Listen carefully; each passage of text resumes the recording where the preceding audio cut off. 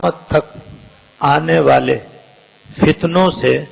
پناہ مانگنے کی بھی تلقین فرمائی ہے کہ قیامت تک ایسے ایسے اور فلاں فلاں فتنے پیدا ہوں گے، ان سے تم اللہ تعالیٰ کی پناہ مانگو، اور پھر ان فتنوں کی نشاندہی بھی آپ نے فرمائی ہے۔ ان میں سے ایک فتنے کا میں آج انشاءاللہ ذکر کروں گا، جس کے بارے میں سرکار دو عالم صلی اللہ علیہ وسلم نے بڑی اہمیت کے ساتھ پناہ مانگنے کی تاکید فرمائی ہے، اور اس فتنے کی از خود بہت زیادہ تفصیل اور وضاحت بھی بیان فرمائی ہے۔ پہلے میں ایک حدیث کا خلاصہ عرض کر دوں، جس میں آپ نے 4 بڑی بڑی چیزوں سے پناہ مانگنے کا ذکر فرمایا ہے، اور آپ کے فرمانے پر صحابہ کرام نے ان سے پناہ مانگی ہے، اور انہی کے اتباع میں ہمیں ہی پناہ مانگنی چاہیے۔ سب سے پہلے آپ نے فرمایا کہ تم جہنم کے فتنے سے اللہ کی پناہ مانگو۔ اللہ تعالی ہم سب کو اس سے اپنی پناہ ہمیشہ ہمیشہ کے لیے عطا فرمائے۔ پھر آپ نے فرمایا کہ تم ظاہر و باطن کے فتنوں سے اللہ کی پناہ مانگو۔ صحابہ کرام نے پناہ مانگی، اللہ تعالی ہمیں بھی ظاہر و باطن کے سارے فتنوں سے محفوظ فرمائے۔ پھر آپ نے موت و حیات کے فتنے سے پناہ مانگی، اور پناہ مانگنے کے لیے فرمایا صحابہ کرام نے بھی اس سے پناہ مانگی، اللہ تعالیٰ ہمیں بھی محفوظ رکھے۔ پھر آپ نے دجال کے فتنے سے پناہ مانگنے کی تلقین فرمائی، صحابہ کرام نے اس فتنے سے بھی اللہ تعالیٰ کی پناہ مانگی، اللہ تعالیٰ ہمیں بھی اس فتنے سے محفوظ رکھے۔ تو ایک حدیث میں ان 4 فتنوں سے آپ نے خاص طور پر اللہ تعالیٰ سے پناہ مانگنے کی تاکید فرمائی ہے۔ ان میں جو چوتھا فتنہ ہے دجال کا فتنہ، اس کے بارے میں آپ نے متعدد بار ارشاد فرمایا کہ روئے زمین کے سارے فتنوں میں یہ سب سے زیادہ خطرناک فتنہ ہے، اور یہ ایسا خطرناک فتنہ ہے کہ 1,24,000 پیغمبروں میں سے ہر ایک نے اپنی امت کو اس سے ڈرایا ہے اور اس سے بچنے کے لیے تلقین فرمائی ہے۔ میں بھی تم کو اس سے بچنے کی تاکید کرتا ہوں اور تلقین کرتا ہوں، اور یہ بھی فرمایا کہ میں تمہیں دجال کے بارے میں وہ باتیں بتلاتا ہوں جو مجھ سے پہلے انبیاء علیہ السلام نے اپنی امتوں کو نہیں بتلائی، اور یہ آپ نے اس لیے تلقین فرمائی کہ پچھلی امتوں میں تو اس فتنے کے برپا ہونے کا ظاہراً امکان نہیں تھا، کیونکہ یہ قیامت کے قریب ظاہر ہوگا، اور یہ فتنہ قیامت کے نزدیک برپا ہوگا۔ یہ فتنہ تو سرکار دو عالم صلی اللہ علیہ وسلم کی امت ہی میں پیدا ہوگا اور ظاہر ہوگا، اس لیے جس قدر آپ نے اس کی وضاحت بیان فرمائی ہے، کسی نے اتنی اس کی وضاحت بیان نہیں فرمائی۔ متعدد احادیث کا خلاصہ میں اس وقت عرض کروں گا جس سے آپ کو اس فتنے کا اندازہ ہوگا۔ یہ دجال ملک شام اور عراق کے درمیانی کسی جگہ سے ظاہر ہوگا، اور یہ اپنے دائیں اور بائیں ہر طرف فساد پھیلائے گا۔ یہ انتہائی جھوٹا، فریبی، مکار، عیار اور جادوگر قسم کا آدمی ہوگا، اور جادو کے زور سے ایسے ایسے کرتب دکھائے گا کہ جس کی وجہ سے یہ اپنے خدائی کا بھی دعویٰ کرے گا اور لوگوں کو بھی اپنا خدا کہلوانے کی کوشش کرے گا۔ آپ نے فرمایا کہ جب میری زندگی میں اگر یہ ظاہر ہوگا تب تو میں ہی اس سے مقابلہ کر لوں گا، تو میں کسی قسم کے ڈرنے کی ضرورت نہیں ہے، اور اگر میری زندگی میں یہ ظاہر نہ ہوا اور بعد میں ظاہر ہوگا تو اس وقت ہر مسلمان خود اس سے مقابلہ کرے گا، اور اللہ تعالیٰ میرے قائم مقام ہے سب مسلمانوں کے اوپر، اللہ تعالیٰ مدد فرمائیں گے۔ اور آپ نے یہ بھی فرمایا کہ جب یہ ظاہر ہو جائے تو جس کے سامنے یہ آئے وہ سورہ کہف کی شروع کی آیتیں پڑھ دے، جو بھی اس کے سامنے سورہ کہف کی شروع کی آیات پڑھ دے گا وہ اس کے فتنے سے محفوظ ہو جائے گا۔ اسی لیے میں جمعہ کے معمولات میں آپ سے عرض کیا کرتا ہوں، اور پہلے بھی بارہا عرض کر چکا ہوں کہ ہم میں سے ہر ایک کو جمعے کے دن سورہ کہف پڑھنے کا معمول بنانا چاہیے، کیونکہ سورہ کہف پڑھنے کے جہاں اور بہت سے فضائل ہیں، یہ بھی ایک فضیلت ہے کہ اس کا پڑھنے والا دجال کے فتنے سے محفوظ رہے گا۔ اس لیے آپ نے فرمایا جس کے سامنے دجال ہو، اگر وہ اس وقت بھی سورہ کہف کی شروع کی آیتیں پڑھ لے گا تو اس کے شر سے اور اس کے فتنے سے انشاءاللہ محفوظ ہو جائے گا اور وہ خدائی کا دعویٰ کرے گا۔ تو آپ نے بار بار اس بات کی تاکید فرمائی کہ دیکھو ہرگز اس کو خدا مت ماننا۔ وجہ یہ ہے کہ اس کی ایک آنکھ جو ہوگی وہ تو انگور کے بڑے دانے کی طرح نیچے لٹکی بھی ہوگی، اور دوسری آنکھ بالکل سپاٹ ہوگی، بالکل یہاں سے لے کر نیچے تک بالکل برابر گوشت ہوگا، آنکھ کا نام و نشان بھی نہیں ہوگا وہاں پر۔ تو کانا بھی ہوگا، اور کانا ہونے کے ساتھ ساتھ انتہائی عیب دار بھی ہوگا۔ پھر فرمایا آپ نے دیکھو اسی سے پہچان جانا کہ یہ دجال ہے، اور یہ ہرگز ہرگز خدا ہونے کے لائق نہیں ہے، جو آنکھ سے ایک آنکھ ہے ہی نہیں، دوسری آنکھ بھی اس کی اتنی عیب دار ہے۔ تو خدا ایسا ہو سکتا ہے کیا؟ اگر یہ خدا ہوتا تو کم از کم اپنی آنکھ ہی ٹھیک کر لیتا۔ تو اسی سے تم پہچان جانا کہ وہ ہرگز ہرگز خدا ہونے کے لائق نہیں ہے، اور ہرگز اس کو پروردگار اور خدا مت ماننا۔ یاد رکھو تمہارا پروردگار جو ہے وہ کانا نہیں ہے، یاد رکھو تمہارا پروردگار کانا نہیں ہے۔ اور نیز اس کی پیشانی پر کافر لکھا ہوا بھی ہوگا، اس کی پیشانی پر کافر لکھا ہوا ہوگا۔ ہر آدمی چاہے وہ پڑھنا جانتا ہو یا نہ جانتا ہو، یعنی چاہے وہ ان پڑھ ہو، جاہل ہو یا پڑھا لکھا ہو، یہ لفظ کافر ہر آدمی پڑھ لے گا۔ من جانب اللہ اس کے اندر اللہ تعالیٰ یہ صلاحیت پیدا کر دیں گے کہ وہ اس کی پیشانی کو دیکھ کر کے سمجھ لے گا کہ یہ کافر لکھا ہوا ہے، کہ یہ دجال کافر ہے، اس کا خدائی کا دعویٰ بالکل غلط ہے، اور ہرگز ہرگز یہ خدا کے لائق، خدا بننے کے لائق نہیں ہے، اور اس کے کانے ہونے کو یاد رکھنا۔ اور جب وہ فساد پھیلائے گا تو اس فساد کی تفصیل بیان فرمائی ہے آپ نے، کہ ایک جگہ سے گزرے گا اور لوگوں سے کہے گا کہ تم مجھ پر ایمان لاؤ اور مجھے اپنا خدا مانو، وہ اس کی دعوت قبول کر لیں گے، تو وہ بادلوں کو حکم دے گا، بادل بارش برسائیں گے، زمین کو حکم دے گا، وہ سبزہ اگا دے گی، اور ان لوگوں کے جانور جنگل میں جائیں گے تو شام کو جب خوب چر کر آئیں گے تو ان کے کوہان بڑے بڑے ہو جائیں گے، ان کی گائے بھینس بکریوں کے تھن دودھ سے بھر جائیں گے، ان کی کوچیں پیٹ بھرنے کی وجہ سے موٹی موٹی ہو جائیں گی، نہایت فربہ ہو جائیں گے، ہر طرف خوشحالی اور حرکت، ہر طرف بہاری بہار ہوگی، اور اس طریقے سے وہ لوگ کو دھوکہ دے دے گا۔ یہ جو کچھ بھی خوشحالی اور یہ عمدگی اور فراوانی ہوگی، یہ ساری کی ساری جادو کے زور سے ہوگی، حقیقت میں نہیں ہوگی۔ پھر جو ایک جماعت کے پاس سے گزرے گا، ان سے کہے گا مجھ پر ایمان لو، میں تمہارا خدا ہوں، مجھے اپنا خدا مانو، وہ انکار کر دیں گے۔ تو اس کے انکار کرتے ہی جیسے وہ وہاں سے لوٹے گا ایک دم ان کے اوپر قحط پڑ جائے گا، اور قحط کی وجہ سے بھوکوں مرنے لگیں گے، اس طرح سے ان کو سخت اذیت اور تکلیف میں مبتلا کر دے گا۔ اس کے ساتھ ایک آگ ہوگی جس میں وہ اپنے نہ ماننے والوں کو ڈالے گا۔ آپ نے فرمایا وہ ابراہیم علیہ السلام کی طرح جیسے نمرود کی آگ ان کے اوپر بردم و سلامن ہو گئی تھی، ٹھنڈی اور سلامتی والی ہو گئی تھی، اس کی آگ کا بھی اندر یہی حال ہوگا کہ دیکھنے میں تو آگ بھڑک رہی ہوگی، جو اندر جائے گا تو سوائے سکون کے، آرام کے، چین کے، راحت کچھ نہ ہوگا، اور جو اس کے سامنے ٹھنڈے پانی کی نہر ہوگی وہ دراصل جہنم ہوگی۔ لہذا جو اس پر ایمان لائے گا وہ اس کو آگ میں ڈالے گا، وہ دراصل جنت میں جائے گا،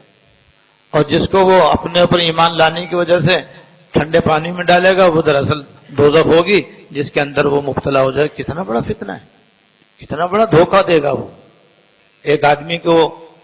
دیکھ کر کے کہے گا کہ مجھے مانو، وہ انکار کر دے گا کہ میں تجھے مانتا ہی نہیں، تو اس کے وہ دو ٹکڑے کرے گا، اس کی پیشانی کے مانگ سے آری چلائے گا اور دونوں ٹانگوں کے درمیان سے دو ٹکڑے کر دے گا،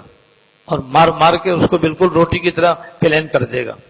اور ایک ٹکڑا وہاں ڈال دے گا، دوسرا ٹکڑا ادھر ڈال دے گا، بیچ میں وہ چلے گا، اور پھر کہے گا کھڑا ہو جا، وہ زندہ کھڑا ہو جائے گا۔ اب تو مانتا ہے مجھے، اب تو مجھے اور یقین ہو گیا تو پکا دجال ہے۔ اتنا بڑا مومن ہوگا وہ ماشاءاللہ۔ اس کے بعد ایک ویران جگہ سے وہ گزرے گا تو کہے گا زمین سے کہ جتنے بھی تیرے اندر خزانے ہیں باہر نکال دے، تو زمین کے اندر جتنا بھی سونا، چاندی، ہیرے، جواہرات، قیمتی اشیاء مدفون ہوں گی، سارے کے سارے نکل کر اس کے پیچھے ایسے چلیں گی جیسے کہ شہد کے چھتے میں ان کی ملکہ کے پیچھے شہد کی مکھیاں دوڑتی ہیں، شہد کی مکھیاں اپنی ملکہ کے تابع ہوتی ہیں، جدھر ملکہ جاتی ہے جو وہ حکم دیتی ہے ساری مکھیاں اسے کہنا مانتی ہیں، وہ خزانے اس کے اس طرح تابع ہو جائیں گے۔ اس طرح سے وہ زمین کے اندر فساد پھیلائے گا۔ صحابہ کرام نے پوچھا حضور وہ کتنا عرصہ زمین میں رہے گا؟ آپ نے فرمایا 40 دن۔ اس کا ایک دن 1 سال کے برابر ہوگا، دوسرا دن 1 مہینے کے برابر ہوگا، تیسرا دن 1 ہفتے کے برابر ہوگا، باقی 4 کم 40 دن یعنی 36 دن عام دنوں کی طرح ہوں گے۔ صحابہ نے پوچھا وہ جو پہلے دن 1 سال کے برابر ہوگا تو نمازیں 5 پڑھنی پڑیں گی یا 364 دن کے برابر پڑھنی پڑیں گی؟ آپ نے فرمایا اندازے سے 364 دن کی نمازیں پڑھنی پڑیں گی، کیونکہ ایک دن 1 سال کے برابر ہے تو ہر 24 گھنٹے میں 5 نمازیں فرض ہوں گی۔ اب رات تو آئے گی 1000 دن کے بعد، گھنٹوں کے اعتبار سے جنتری کے حساب سے پھر اپنے اپنے وقت پر نمازیں پڑھنی ہوں گی۔ اس کے بعد پھر ملک شام میں دمشق کی جامع مسجد کے مشرقی مینارے پر حضرت عیسیٰ علیہ السلام آسمان سے تشریف لائیں گے، جن کے سر کے بال ان کے کان کے لو سے ذرا نیچے ہوں گے، اور ایسا لگے گا جیسے ابھی نہا کر اترے۔ زرد رنگ کی 2 چادریں انہوں نے زیبتن کی ہوئی ہوں گی، جب وہ سر جھکائیں گے تو ان میں سے پانی قطرے گر رہے ہوں گے، اور جب گردن اوپر کریں گے تو پانیوں کے موتی چاندی کے موتیوں کی طرح لڑک لڑک کر نیچے گر رہے ہوں گے، اور پھر وہ زمین پہ تشریف لے آئیں گے۔ اور ان کی سانس میں اللہ تعالیٰ یہ تاثیر پیدا کر دیں گے کہ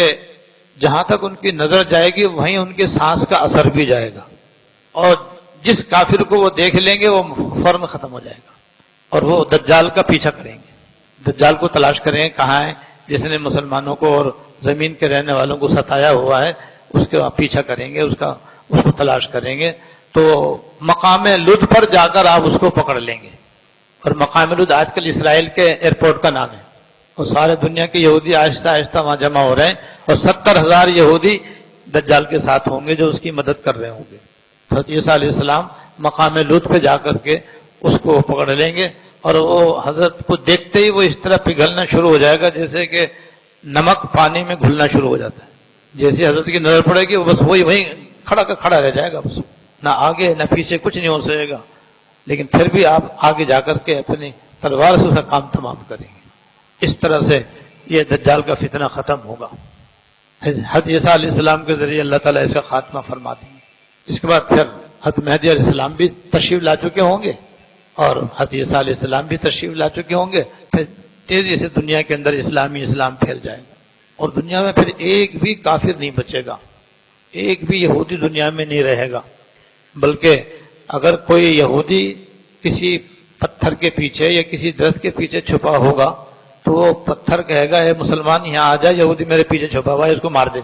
پھر پورے زمین پر بس اللہ تعالیٰ کی تابع داری ہوگی، فرما برداری ہوگی۔ حضرت عیسیٰ علیہ السلام جناب رسول اللہ صلی اللہ علیہ وسلم کا دین پھیلائیں گے،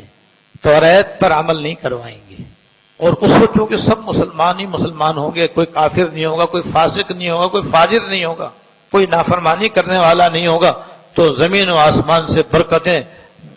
شروع ہو جائیں گی، آسمان سے بارشیں ہوں گی، زمین اپنی برکتیں ظاہر کرے گی۔ تو حدیث میں آپ نے فرمایا کہ ایک انار اتنا بڑا ہوگا کہ جو پوری ایک برادری کے لیے کافی ہو جائے گا۔ انار کے عموماً ہم 4 چھلکے کرتے ہیں دانے نکالنے کے لیے، ایک چھلکا اتنا بڑا ہوگا کہ پوری ایک قوم اس کے نیچے آ جائے گی، اس کو رکھیں گے تو پورا ایک بڑا سارا خیمہ اور شامیانہ بن جائے گا اس کا، جس کے نیچے ہزاروں آدمی آرام سے آ کر کے سائے میں بیٹھ سکیں گے۔ انار اتنا بڑا ہوگا، اونٹنی کا دودھ پورے ایک بہت بڑی برادری کے لیے کافی ہوگا، اور گائے کا دودھ ایک قوم کے لیے کافی ہوگا، بکری کا دودھ ایک خاندان کے لیے کافی ہو جائے گا۔ اتنا دودھ ہی دودھ ہوگا،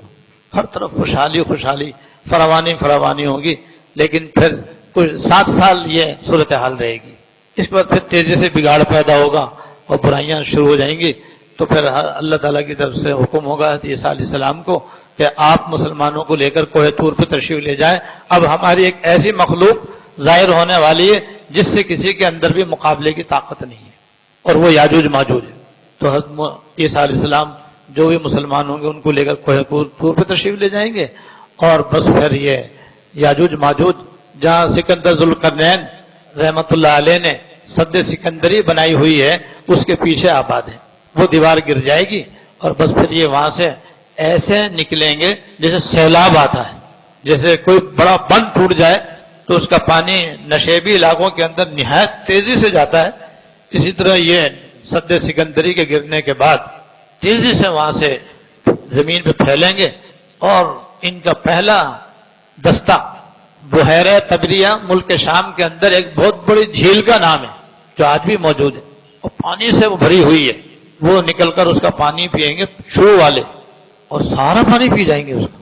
اس کے بعد ان کا جو آخری دستہ وہاں پر پہنچے گا تو کہ 1000-2000 پہلے کبھی یہاں پر پانی ہوگا، یہ عالم ہوگا ان کا، اور پوری زمین میں وہ پھیل جائیں گے، اور جو سامنے آئے گا اسے قتل کر دیں گے، اسے ختم کر دیں گے، اور اس کے بعد وہ تباہی مچے گی الامان والافیز، پھر وہ کہیں گے زمین والوں کو تو ہم نے ختم کر دیا، اب آسمان والوں کو بھی ختم کیے دیتے ہیں، تو پھر وہ آسمان کی طرف تیر برسائیں گے، تو اللہ تعالیٰ امتحان کی وجہ سے ان کے تیر آسمان سے خون آلود کر کے واپس لوٹائیں گے، تو وہ خوش ہوں گے کہ بھئی ہم نے تو زمین کو بھی فتح کر لیا، آسمان والوں پر بھی ہم نے فتح پا لی، بس وہ اسی حالت میں ہوں گے، اور ادھر موسیٰ عیسیٰ علیہ السلام مسلمانوں کے ساتھ کوہ طور پر ہوں گے، اور اس حالت میں ہوں گے کہ بہت ہی زیادہ تنگی کا وقت ہوگا۔ بیل کی ایک سری، جیسے بکری کی سری ہوتی ہے ایسی گائے کی بھی سری ہوتی ہے، بیل کی بھی، وہ 100 دینار کی ملے گی۔ 100 دینار کسے کہتے ہیں، اور ایک بکری کا گائے کا سر کسے کہتے ہیں، اتنے مہنگے ہوگی۔ وہ دعا کریں گے یا اللہ جلدی سے ہمیں عافیت عطا فرما، اس فتنے کو ختم فرما، تو پھر اللہ تعالیٰ ان تمام یاجوج ماجوج گلے میں ایک بیماری پیدا کر دیں گے کیڑے کی شکل میں، اور اس کیڑے کے پیدا ہوتے سب کے سب بیک وقت ختم ہو جائیں گے، جیسے طاعون کے اندر ہزاروں آدمی ایک دم موت کے گھاٹ اتر جاتے ہیں۔ اب پوری زمین پر یاجوج ماجوج ہی بس مرے ہوئے ہوں گے، اور ایک بالی جگہ بھی ایسی نہ ہوگی جہاں ان کی چربی یا ان کے سڑا ہوا گوشت نہ ہو۔ حضرت عیسیٰ علیہ السلام اللہ تعالیٰ سے دعا کریں گے یا اللہ اب ہم نیچے جائیں تو کہاں جائیں، کہاں رہیں، کیا کریں؟ تو وہ دعا کریں گے تو اللہ تعالیٰ وہ ایک پرندے بھیجیں گے جن کی گردنیں اونٹ کے برابر ہوں گی، وہ جو ایسے ہوں گے جیسے ٹریکٹر ہوتا ہے، بڑا سا ٹریکٹر، بس وہ ان تمام یاجوج ماجوج کے جسموں کو اپنے منہ میں لے کر کے جہاں اللہ تعالیٰ کا حکم ہوگا وہاں جا کر کے ڈال دیں گے، اور پھر بارش ہوگی، اور پھر زمین آئینے کی طرح صاف شفاف ہو جائے گی، اور پھر عیسیٰ علیہ السلام اور باقی مسلمان وہاں پر آرام سے رہیں گے، اور کچھ دن کے بعد پھر ایک ہوا چلے گی جو ٹھنڈی بھی ہوگی خوشبودار بھی ہوگی، اور وہ مسلمانوں کے بغل سے گزرے گی تو مسلمان جو ہیں وہ سب فوت ہو جائیں گے۔ اس کے بعد پھر دنیا میں بس کافر رہ جائیں گے، اور پھر ان پر قیامت برپا ہوگی، اور اس طرح پھر دنیا کا خاتمہ ہو جائے گا۔ یہ ہے دجال کا فتنہ جو سرکار دو عالم صلی اللہ علیہ وسلم نے اپنے ارشادات کے ذریعے بتایا ہے، اور ہمیں تلقین فرمائی ہے کہ اس سے پناہ مانگو۔ تو آپ یہ مت سمجھنا کہ بھئی ہم تو کب کے مر چکے ہوں گے جب فتنہ دجال آئے گا۔ یہ دجال کا فتنہ جیسے زندوں پر ہوگا مردوں پر بھی ہوگا۔